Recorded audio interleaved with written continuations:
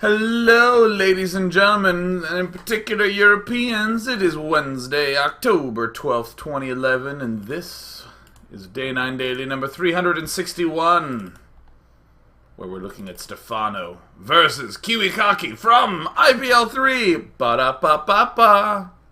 Very excited about this game because it was renowned as being one of the more awesome games out there. It was definitely one of the longer games out there. And there's some weird tactics used by Kiwikaki that are, on the whole, kick-ass.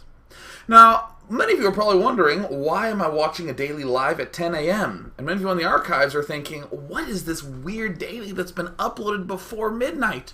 Well, I will have you know, I have an obligation that begins at 1 p.m. and extends into the wee hours of the evening. So I just figured, why not bring the love to you Euro folk right now, rather than cancel a daily, because tomorrow I can't do a daily because I'm on a plane going to Major League Gaming Orlando, which you should go to as well.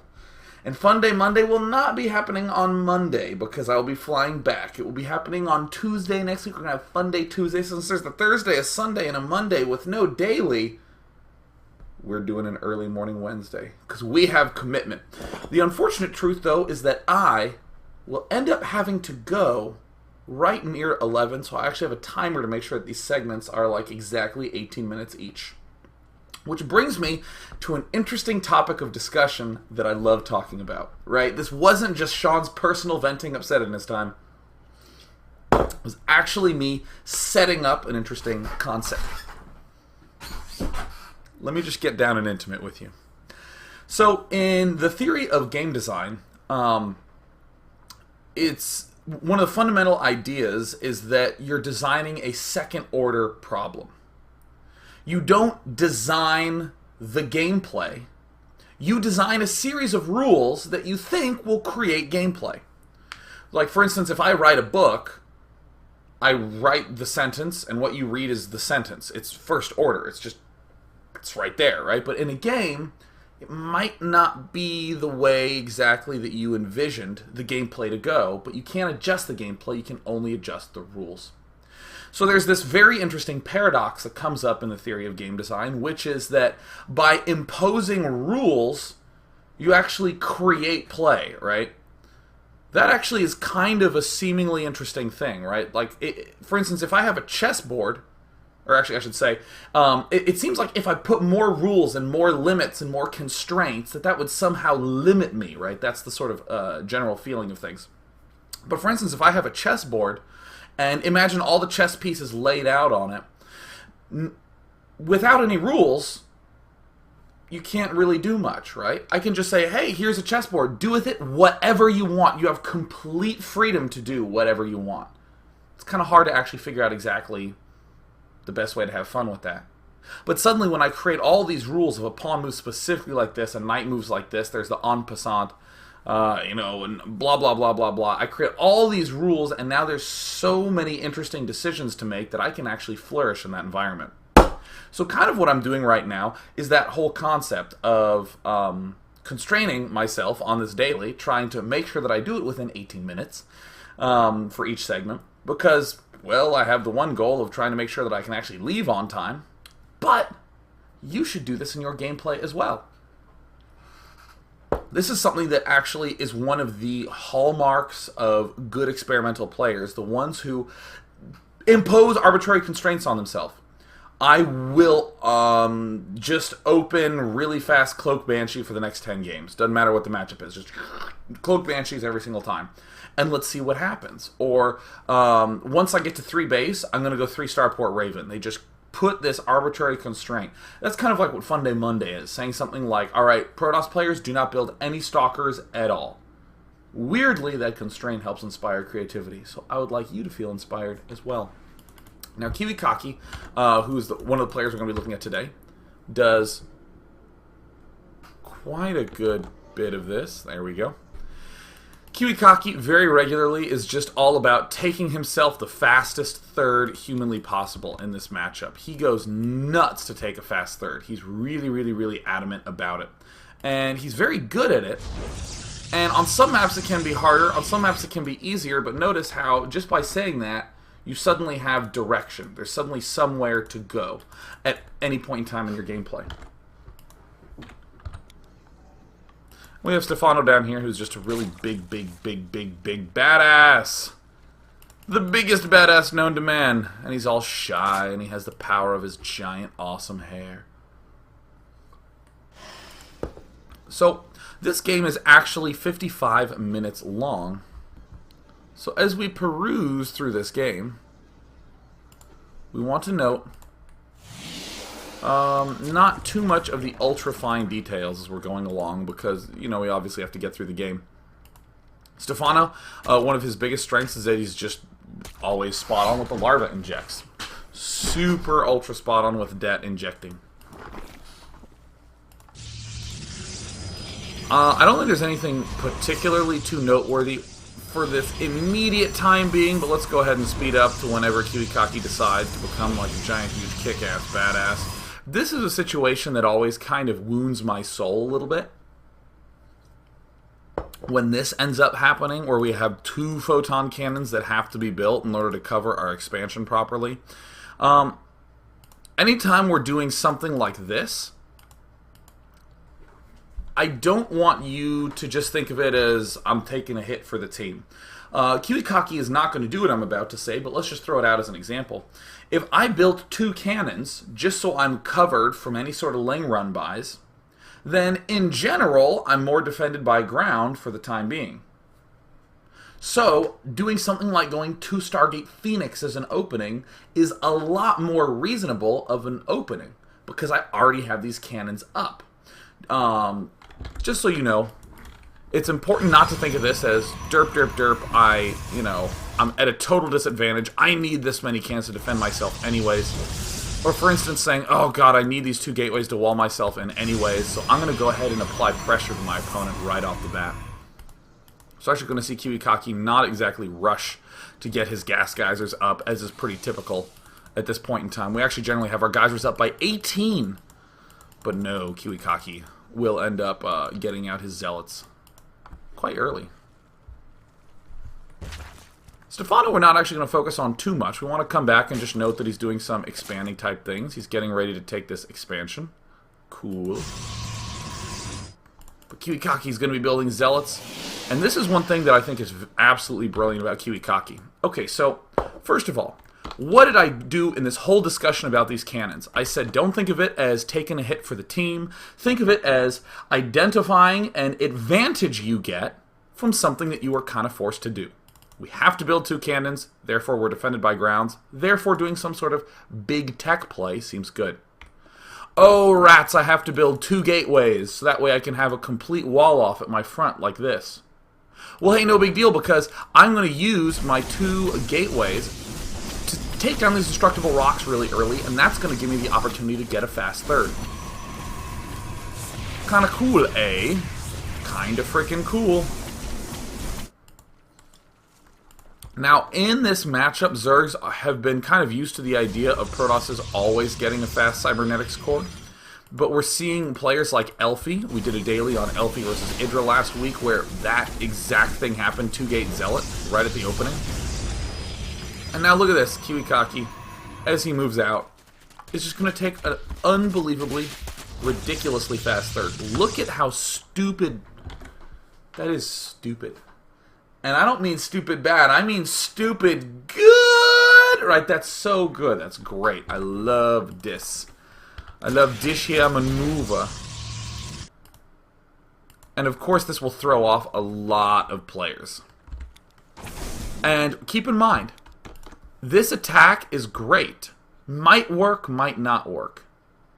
This is great and always works. There's literally no way in which you can deal with this. Quite literally nothing. Quite literally nothing. And another very clever thing that Kiwikaki does, he actually, see all these 3 geysers? See how they're all being built at the same time? He built 1 geyser. See, look, he's already mined 300 gas from this one. Or excuse me, 250 gas. Excuse me, 248 gas. Look, he's mined some gas, alright? He built just one geyser.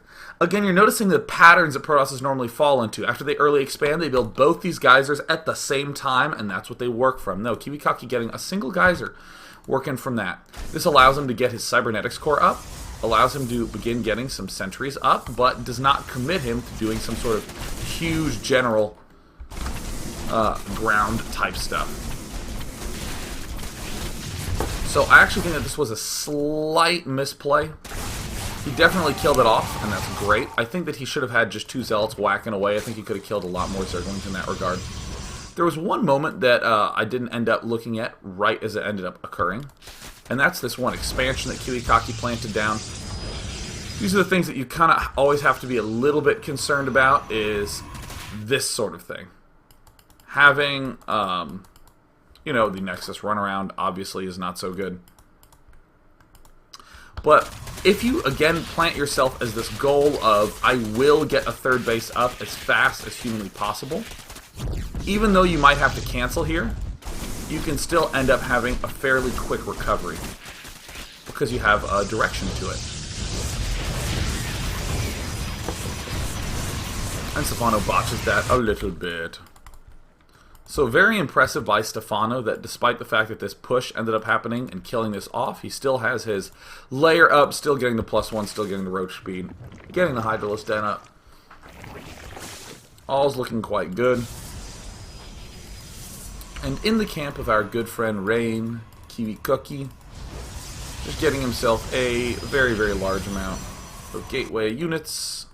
Continuing to send off this expansion. And this is something I really love about Kiwikaki's play, right? Like, even though he lost the expansion, he's still doing these basic things, setting everything up, making sure that these destructible rocks are secured. I mean, it's very easy to abandon ship and then go back and build the Nexus and then begin securing this. But notice how just the maneuver of building this cannon immediately secures this destructible rock from Zerglings. So suddenly it's way safer from below.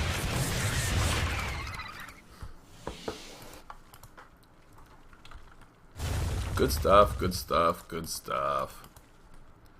And moving right along, this move of getting up the Hydralisk Den, I don't actually know if he's going to be able to build a ton of Hydras, but I like the idea of building some Hydralisks with the larva, and then spending the rest of the larva on drones. That's just a generally important concept with Zerg. You build power units. And in fact, anytime you're sort of crunched for larva, try to avoid doing things like building Zerglings and Roaches. Instead, devote it to like Banelings, Mutalisks, Infestors, Hydralisks, the big power units. I wouldn't say Ultralisks because you're never in a situation where you're like, man, I'm on 2 bases, but I can build Ultras. It's kind of late game. So, if you have good sentries, you can get away with a lot, as we can see.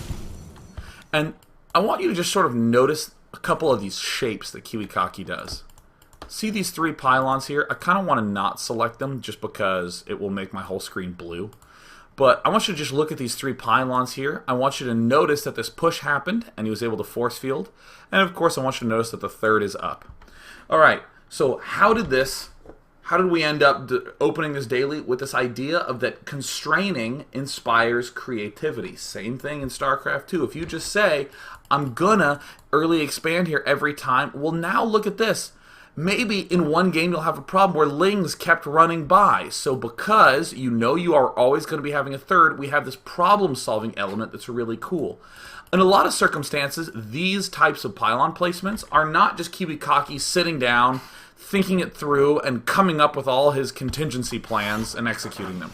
A lot of times it's him playing, losing a couple dumb games like this, and saying, damn it, how can I stop that? And oh, with pylon placement. Ah, awesome.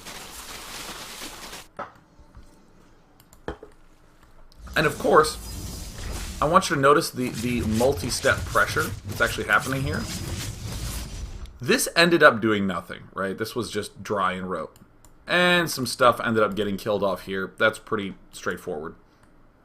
I mean, there's nothing we're going to really learn here. Yeah, if guys try to attack you, be sure to kill them. And if you're not killing them hard enough, kill them harder. But notice that there was a two-step pressure. All right, first I'm going to open up with 2-gate Zealot, and then as I'm taking my third, I'm going to do pressure via Warp Prism Harassment, just kind of continually stepping forward. And now transitioning into that there Colossus. Stephano, by some miracle, is just an absolute beast mode, building himself a ridiculous shit ton of units. Good, good, good, good, good, good. And now begins the start of one of the longest games you shall ever know. So from Kiwikaki's point of view, this kind of strategy makes a good amount of sense, right? Stalker Colossus. Excuse me. If my opponent is going for roaches in some way, some sort of roach hydra composition, he's eventually going to need the corruptors, which we see up here. If I'm going to go Stalker Colossus, I can just actually sit really passively and just build myself up. And he can't really engage me because I'm getting so close to max. I mean, if we just look at their food counts, 162 to 164, in even food situations, you pretty much always lose. With, that was amazing. In even food situations, you pretty much always lose if you are the Zerg player. With a Roach Hydra Corruptor composition. That's the most important part. With Roach Hydra Corruptor, you generally lose even engagements. So Kiwikaki is going to play really passively and just expand. I don't exactly like his overarching composition from game start to game end. Does an excellent job defending. And in a moment, we're going to end up taking ourselves a brief little break. And my goodness, I'm going to be hitting an 18-minute second. An 18-minute section on the second. There we go. My brain crunched all the parts of the sentences down into one. So let's just briefly review the game state that we're at. We had some funky opening situation. We had the Warp Prism Harass that didn't actually do that much, but we still can see how it would be very useful in a later game situation. Stephano has done an incredible job gobbling up the map, like an absolutely ridiculously incredible job. And Kiwikaki is just going to be slowly gooping out himself with this force.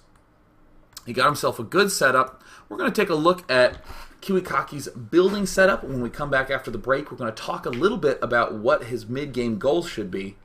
And then we're going to begin the longest journey. We will have many recalls, we will have many motherships, and we will have many, many, many excitements for both players. Until then, dearest Europeans who are tuning in early, we're going to go take a break. And when we come back, it's going to be part 2 of Day 9 Daily number 361.